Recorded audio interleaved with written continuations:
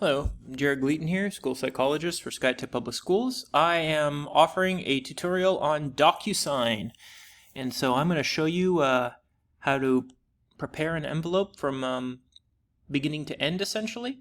And this is the program that we use for all our special education paperwork and IEPs. The first thing you might notice is templates, and shared with me. There are two templates here that you might try and use each time. They're pre-K through 8 and special education high school templates. When you click on that, you can see that each template contains the majority of information that you're going to need in order to complete your IEP. There's the parent survey information, surrogate parent, Lindsay Nicole Henry scholarship, record of access. So this is a good template to have. If you click on manage and you click on new, send an envelope. You can do this before, and I highly recommend you do this before the IEP meeting. You click upload here. You can click on use a template and shared with me. So let's do an IEP form for teachers.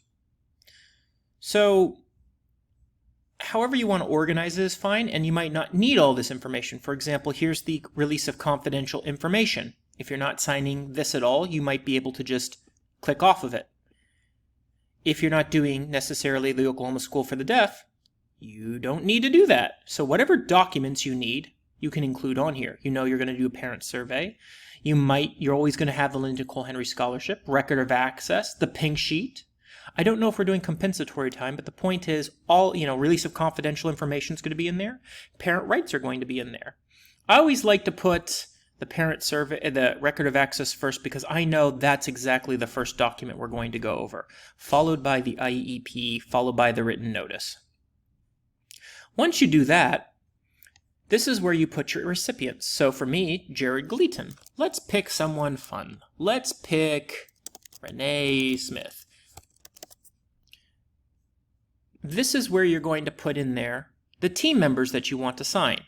It is incredibly important that you include the parent. So let's just say in this instance, Jared Gleaton is the parent, and the email is jgleaton.s.gleaton@gmail.com. You do not have permission to ever email that address, by the way, for anyone who's reading this.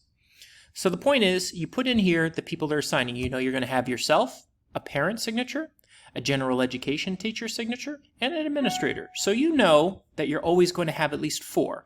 But one more thing, you're always going to have 5, because Julie Sutherland needs to be included in each one of these. But when you add Julie, instead of needs to sign, receives a copy. Do you see that? So instead of needs to sign, Julie Sutherland will always be included as receives a copy. Period. Okay. The email subject. I always like to put in there just something simple like J. Gleaton IEP. That's it. So I know and Julie knows what is going on. It makes it very easy. And I say J. Gleaton, the student's name. Or the student's initial, JS IEP, JG IEP. Next, you're going to click on Next. This, whenever you have a field up here, it's color-coded. So anything that I have here in yellow is where I'm going to sign. It's going to be unique to me. If you want to switch it up, you click on somebody else.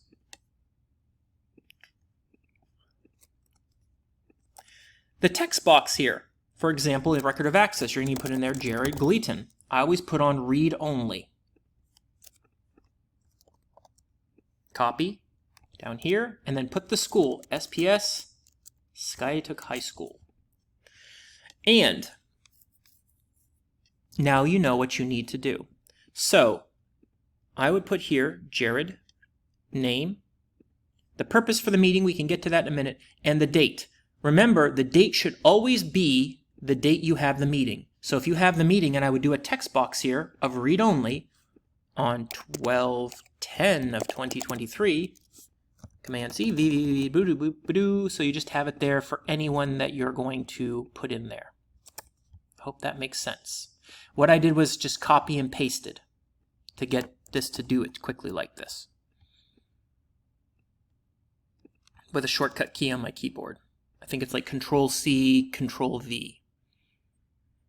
Control-C is copy, Control-V is paste.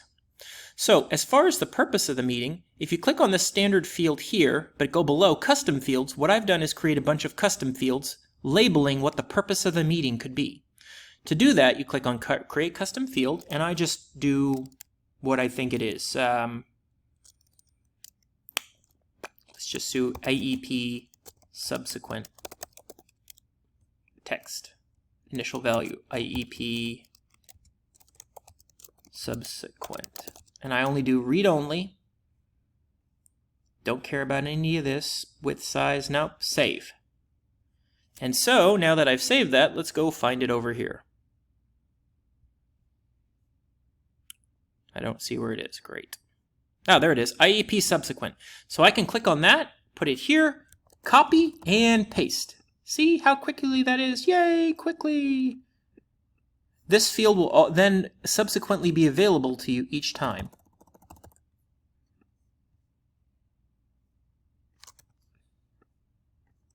Okay, so now it's time for other Jared Gleaton to sign, the parent. Signature, name, boom, done. You could also, if you didn't want to create a field, just go in there with a text box and put IEP. Command-C, VV.